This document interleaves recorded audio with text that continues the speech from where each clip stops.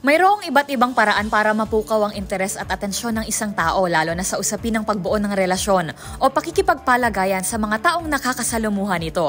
Madalas, nakaayon ito sa mga kinahihiligan niya o mga bagay na parehong ginagawa ng isa pang tao. Maaring dahil nagustuhan niya ang itsura, pananalita, pananamit o kaya naman ang ugali ay paniniwala nito ay ramdam niyang compatible sa kanya. Pwede ring pareho sila ng paboritong pagkain, hobby o mga bagay na hilig gawin. Ang mga ito ay ilan lamang sa mga panukat na ginagamit ng marami kung nais o akma sa kanyang preference na maging kaibigan o kasintahan ng isang tao.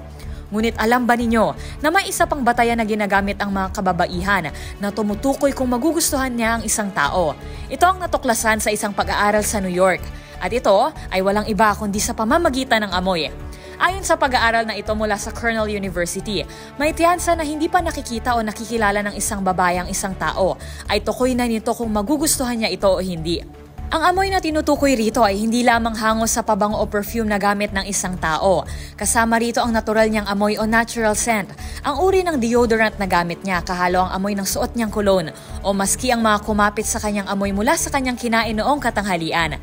40 babae ang lumahok sa pag-aaral kung saan binigyan sila ng damit o t-shirt at pinasuot ito sa kanila sa loob ng 12 oras. Suot nila ito sa kanilang mga trabaho o ang mga normal na routine sa araw na iyon.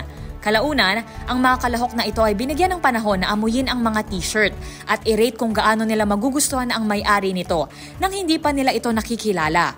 Maya-maya, nagkaroon ng pagkakataon na mag-usap ng 4 na minuto ang mga kalahok. Sa pamamagitan nito, natuklasan ng pag-aaral na ang rate na binigay ng isang kalahok batay sa amoy ng isang tao ay nagtugma sa pagsusuri nila sa parehong tao pagkatapos ng 4 na minutong pakikipag-ugnayan. Ang mga nagustuhan nilang amoy ay siya ring kinagiliwan nilang mga kausap.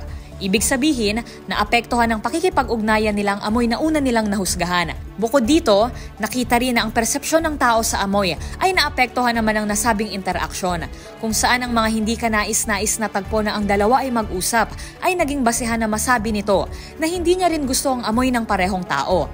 Kaya sa susunod, maging mapanuri dahil maaari mo nang naaamoy ang iyong susunod na matalik na kaibigan bago mo pa man ito makilala. Para sa DZRH TV, ito si Rose Babiera. Una sa Pilipinas, una sa Pilipino.